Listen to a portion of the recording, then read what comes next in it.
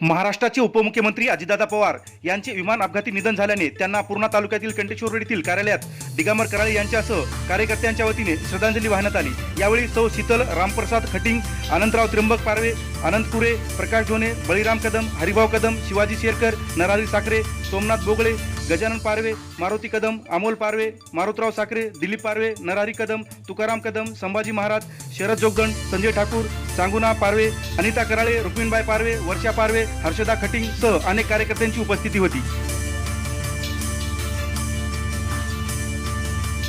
आज आपण ज्या नेत्याला श्रद्धांजली वाहत आहात ते या महाराष्ट्राचे उपमुख्यमंत्री आणि राष्ट्रवादी काँग्रेस पक्षाचे अध्यक्ष हे काल विमान दुर्घटनेमध्ये त्यांचा दुर्दैवी अंत झाला आणि त्या परिवारावर खूप मोठा दुःखाचा डोंगर पडलेला आहे।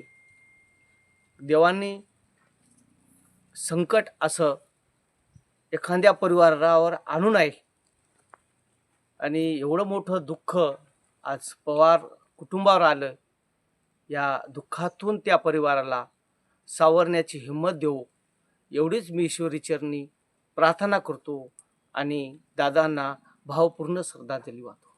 आज आपण ज्या नेत्याला श्रद्धांजली वाहत आहोत, महाराष्ट्रासाठी काल एक फार मोठी दुर्घटना झाली आणि आपल्या राज्याचं दुर्दैव म्हणा असा महान माणूस आपल्यातून निघून गेला। आपण पाहिलं त्यांची काम करण्याची एक पद्धत, त्यांची एक ढब, त्यांची एक शैली वेगळी होती। बऱ्याच लोकांना त्यांचा राग यायचा, पण एक स्पष्ट वक्ता, होणार असेल काम तर तिथेच करून देणारा, नसेल होत तर नाही म्हणणारा आणि ज्यानं उत्कृष्ट काम केलं त्याच्यावर पाठीवर थाप मारणारा एक नेता होता तो। आणि राज्याच्या अर्थसंकल्पाची घडी त्यांना बारीक बारीक गोष्टीत माहीत होतं, कुठं काय करावं लागतं, कुठं काय करावं लागत नाही। अशा एका महान नेत्याला आपण मुकलोत। पक्ष राजकारण हे चालूच असतं, पण शेती, शेतकरी, सिंचनाची व्यवस्था, आपल्याकडे झालेले बांधारे, ह्या बाबतीत त्यांना इतका अभ्यास होता की शेतकरी सुखी झाला तर देश सुखी होईल ही एक भावना ग्रामीण भागातले मुलं शिकले पाहिजे। आज त्या बारामतीत पाहिलं आपण तर बाहेर देशातल्या, बाहेर याच्यातल्या एक अशा वेगळ्या वेगळ्या इन्स्टिट्यूट तयार झालेले आहेत। तिथं इतका मोठा माणूस असा अचानक आपल्यातून जाईल असं कुणालाही वाटलं नाही। आपण ज्यावेळेस दररोजचे कामं करत होतो त्या कामामध्ये व्यस्त असताना आपल्याला ही एक बातमी, कुणालाही खरं वाटणं गेलं दादा आपल्यातून गेले असं, पण ज्यावेळेस समजलं त्यावेळेस एवढ्या वेदना झाल्या की त्या आपण पचवूच शकत नाहीत।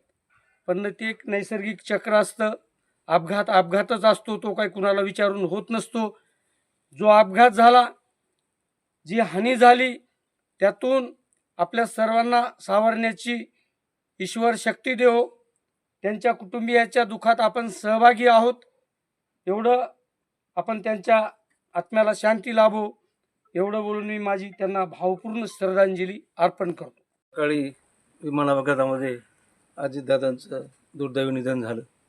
खरं म्हणजे हे महाराष्ट्रासाठी अतिशय धक्कादायक गोष्ट आहे, कारण माणूस कर्तबगार माणूस, विकासप्रिय आणि महाराष्ट्राला सातत्यानं विकासाचा ध्यास घेतलेला हा नेता होता। अतिशय शिस्तप्रिय, प्रत्येक सामान्य कार्यकर्त्याचं ऐकून घेऊन त्याचं काम करणं ही दादाची सचोटी होती। वेळप्रसंगी रागवणार, तेवढ्यानंच त्या कार्यकर्त्याला हात लावणार असा नेता परत होणे नाही। संपूर्ण महाराष्ट्र हळहळ करत आहे आणि संपूर्णपणे आम्ही सगळे निशब्द झालोत कार्यकर्ते, कोणत्याच पक्षाचा म्हणून नाही तर सगळा महाराष्ट्र आज श्रद्धांजली अर्पण करत आहे। आज दादाचं जे स्वप्न होतं राहिलेलं कार्य, ते कार्य करण्याची परमेश्वर सगळ्या कार्यकर्त्यात देव आणि ह्या प्रसंगी आम्हाला श्रद्धांजली व्हावं लागली दादाला। खरं म्हणजे इतकी दुर्दैवी गोष्ट कुठलीच नाही। या प्रसंगी आम्ही दादाच्या आत्म्यास शांती लाभो आणि आम्ही भावपूर्ण श्रद्धांजली अर्पण करतो।